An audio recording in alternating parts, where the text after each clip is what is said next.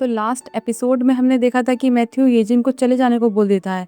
फिर हमें फ्लैशबैक का सीन दिखाया जाता है कि मैथ्यू भागते हुए हॉस्पिटल जाता है उन लोगों को देखने के लिए जिनकी उसकी बनाई हुई गुड मॉर्निंग क्रीम के बुरे असर से हालत खराब हो गई थी। और वो बहुत सारे लोग थे, उन्हें रैशेस हो गए थे, वो बस चिल्लाए जा रहे थे। इसलिए उनकी टीम ये डिस्कस करती है कि उनसे कहाँ गलती हुई। मैथ्यू खुद को ब्लेम कर रहा था कि उसने कुछ गड़बड़ कर दी, उससे कुछ छूट गया होगा।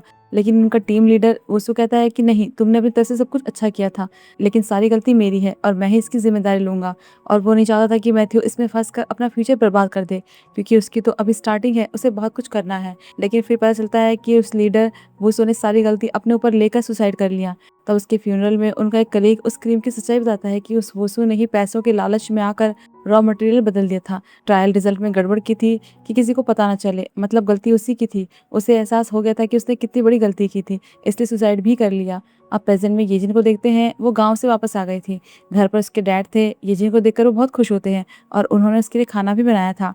तब खाना खाते हुए वो उनसे पूछती कि क्या मैं ऐसी हूँ जिससे लोग जल्दी बोर हो जाते हैं, मैं किसी को प्यार दिखाती हूँ तो मुझे छोड़कर क्यों चले जाते हैं।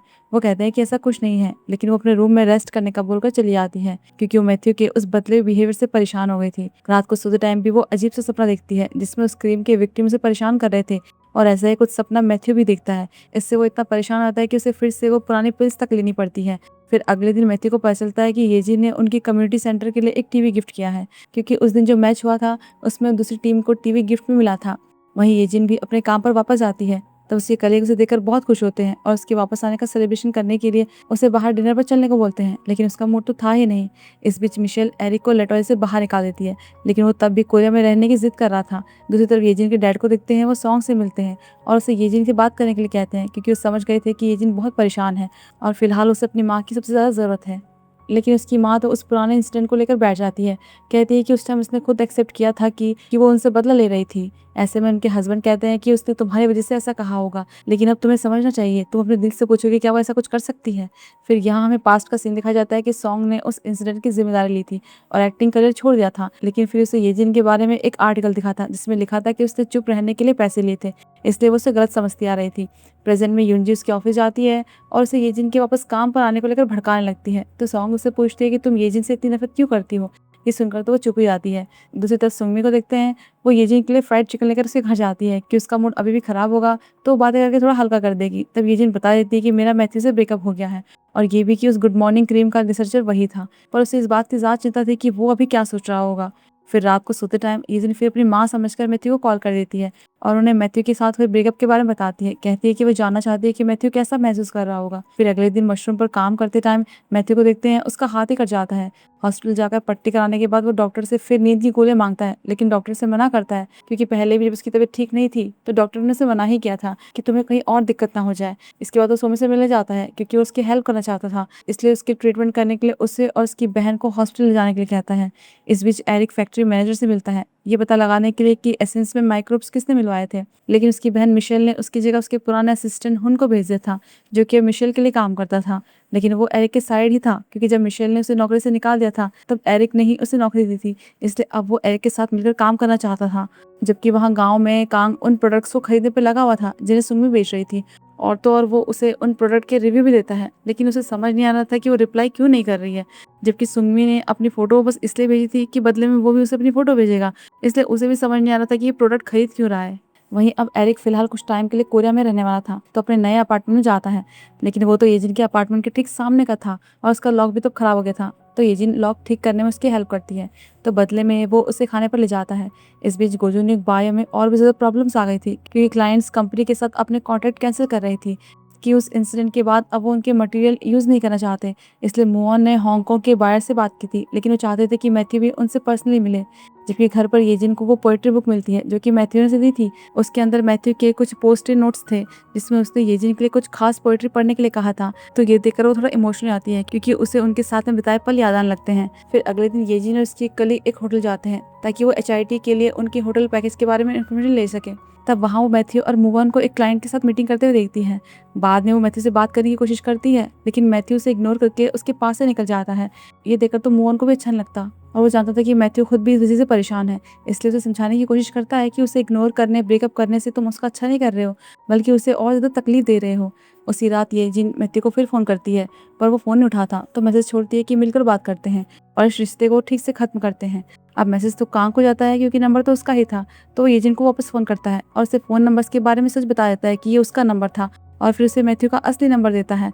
तब नंबर देखकर वो पहचान जाती है कि ये तो उसकी माँ का पुराना फ़ोन नंबर है और उस नंबर पर इतनी सारी कॉल्स की गई थी, तो वो चौंक जाती है। साथ ही उनमें रिकॉर्डिंग्स भी थी, तो सारी रिकॉर्डिंग्स एक-एक करके सुनती है, जो उसने नींद में की थी। वो सब सुनने के बाद तो उसे एहसास होता है कि मतलब मैथ्यू शुरू से ही उसके साथ था, उसकी बातें सुनता रहता था और उस दिन भी वो उसे बचाने के लिए उसकी कंपनी तक आ गया था, जबकि उस टाइम उसने झूठ बोला था कि वो पास से गुजर रहा था। फिर लास्ट रिकॉर्डिंग में जब ये नहीं जानना चाहती थी कि उसके दिमाग में क्या चल रहा है, वो क्या महसूस कर रहा है, तो उसके जवाब में मैथ्यू ने ये कहा था कि मैं तुम्हारे साथ हमेशा से खुश था, लेकिन शायद मैं खुशी डिजर्व नहीं करता। मैं एक डरपोक था जो अपने दोस्त की परछाई में छुपा रहा, जिसने सारी जिम्मेदारी अपने ऊपर ले ली थी। लेकिन तुमसे मिलने के बाद मुझे फिर हिम्मत मिली, पर मुझे तुम्हें डेट नहीं करना चाहिए था, जबकि मुझे पता था कि तुम्हें बाद में हर्ट होगा, इसलिए हर चीज़ के लिए तुम्हारा थैंक्स। ये सब सुनने के बाद तो ये फिर मैथ्यू के असली नंबर पर कॉल करती है और उसे बताती है कि वो पार्क में है, पर वो ये सोचता है कि शायद वो नींद में है, इसलिए उसे चिंता होने लगती है और दौड़कर पार्क पहुंचता है। पूछता है कि तुम ठीक तो हो ना, लेकिन जब ये देखता है कि वो नींद में नहीं है, तो जान लगता है, लेकिन वो उसे रोक देती है और बता देती है कि मुझे सच पता चल गया है कि मैं माँ का नंबर समझकर तुम्हें कॉल करती थी और मैंने तुम्हारी सारी बातें सुन ली है। मैं जानती हूँ कि तुम्हारे लिए सब कितना मुश्किल रहा होगा ना, लेकिन वो कहता है कि तुम्हारे सारे दुख तकलीफ की वजह मैं हूँ, पर वो उसे गले लगा लेती है और कहती है कि जब तुमने मुझे कभी अकेला नहीं छोड़ा, तो मैं अब तुम्हें अकेला नहीं छोड़ सकती, इसलिए अब हमें एक दूसरे के साथ रहना चाहिए। वो भी मान जाता है और फिर उसे गले लगा लेता है।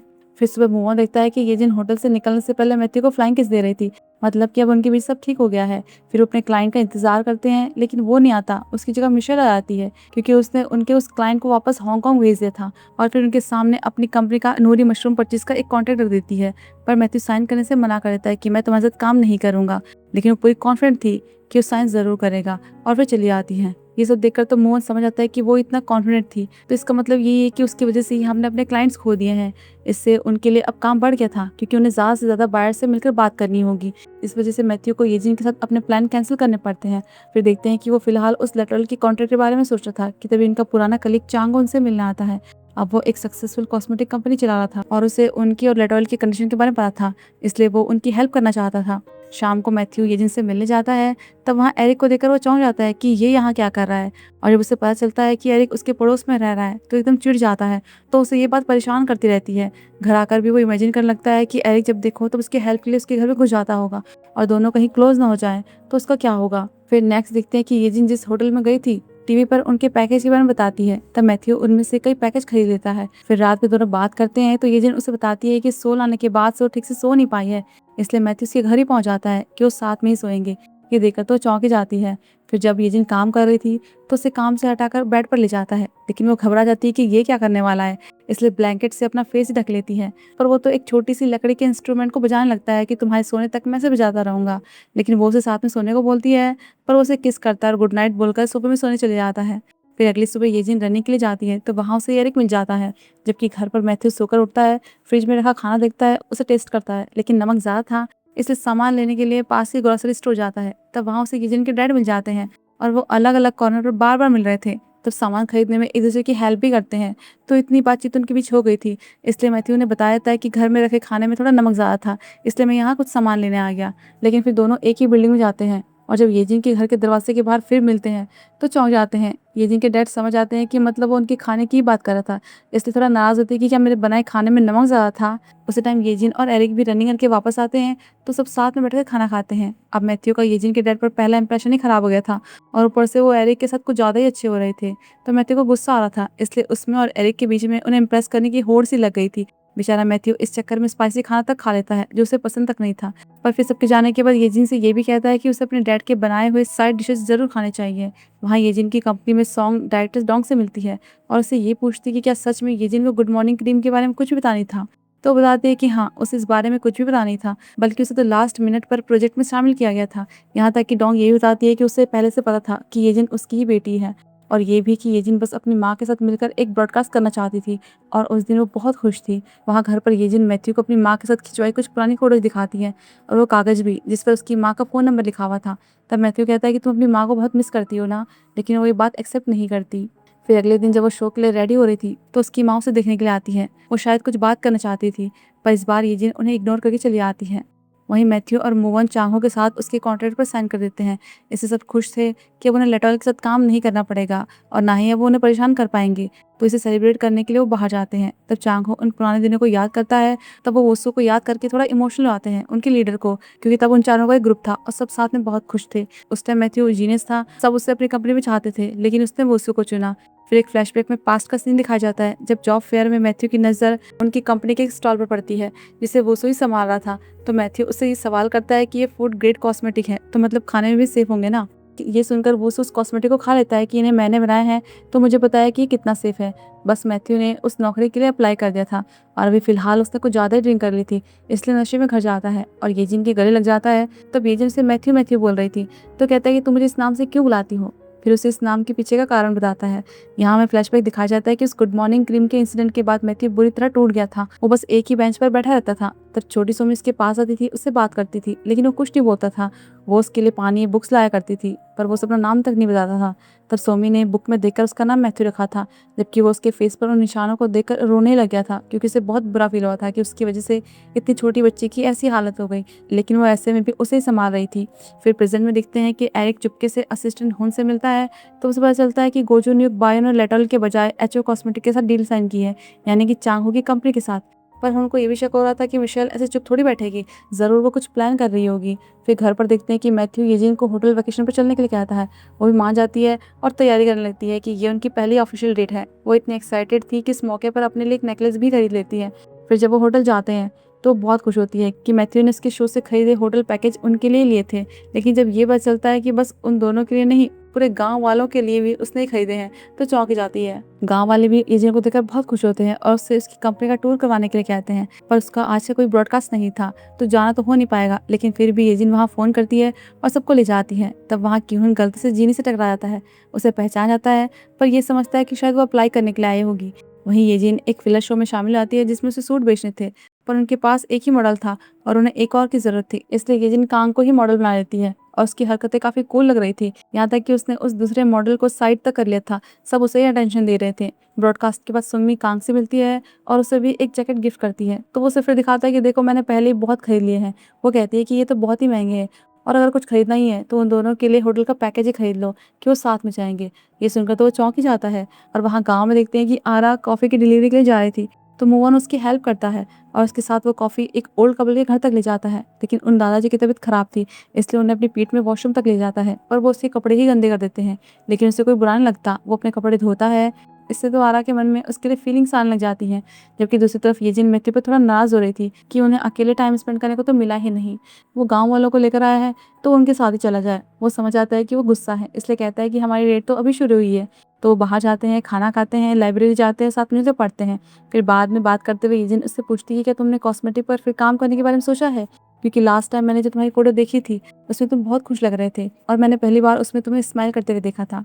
वहीं लेटॉयल में दिखते हैं कि मिशेल कुछ फाइल्स देख रही थी कि असिस्टेंट हुन के आते ही वो उसे एक लॉकर में छुपा लेती है, तो वो भी उसे जल्दी से पार्किंग लॉट में ले जाता है कि उसकी कार में कुछ गड़बड़ हो गई है, तो वो तुरंत ही वहाँ के लिए निकल जाती है।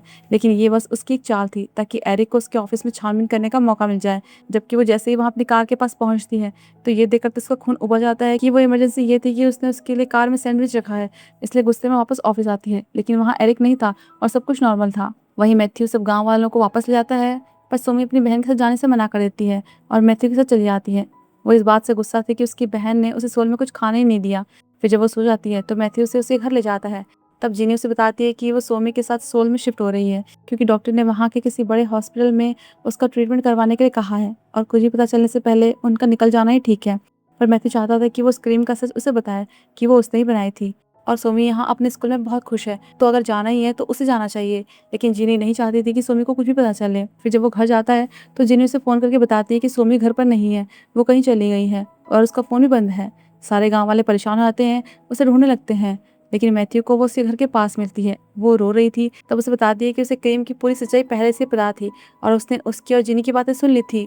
वो नहीं चाहती कि मैथ्यू यहाँ से जाए। तब वो उसे प्रॉमिस करता है कि वो कभी नहीं जाएगा। फिर जब वो उसे जिनी के पास ले जाता है तो सोमी उसे भी यही कहती है कि वो कहीं नहीं जाएंगे। फिर नेक्स्ट एरिक को देखते हैं। लास्ट टाइम जब वो मिशेल के ऑफिस में घुसा था तब उसने लॉकर में रखी वो फाइल देख ली थी।